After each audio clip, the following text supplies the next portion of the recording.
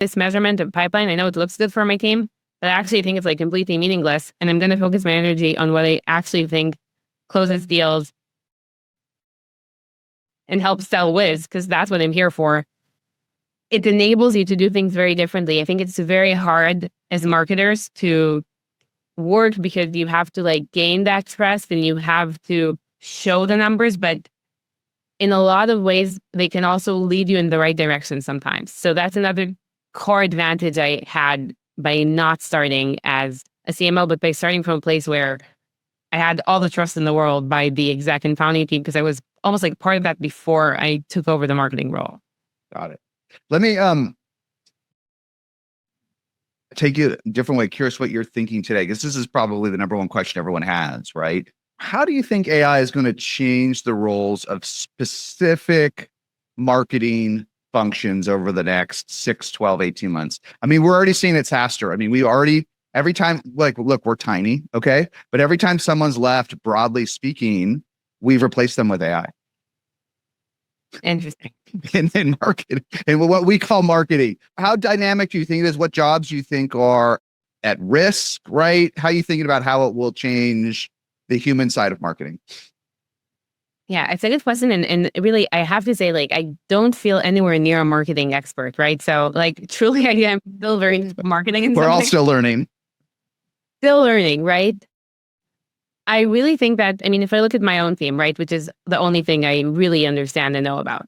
If I look at my own team, every single person on my team has dramatically transformed the way they work.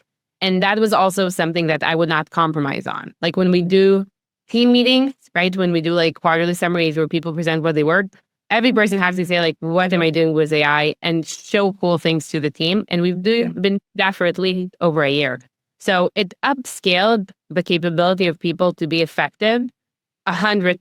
I mean, I've slowed hiring, but I think amazing people are just now 100 times more amazing and 100 times more effective.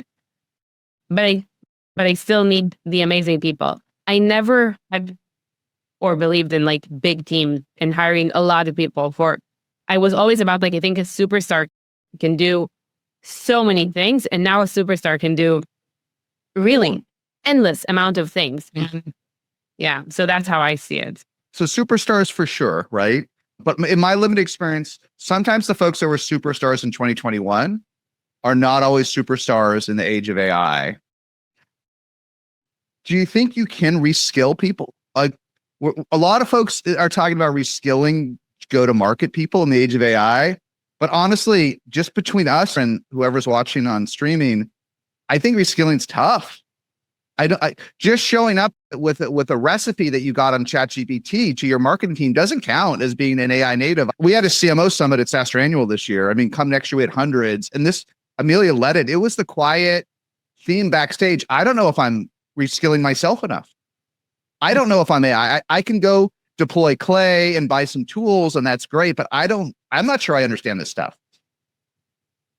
It's such an evolving landscape. And so I want to be humble here and say, like, I don't think I know anything. But if I had to share my perspective, I slightly disagree there, right? Like, I think when I say superstar, I never thought about it from being, a super hyper domain expert, but rather being a person that is extremely curious and just gets the job done.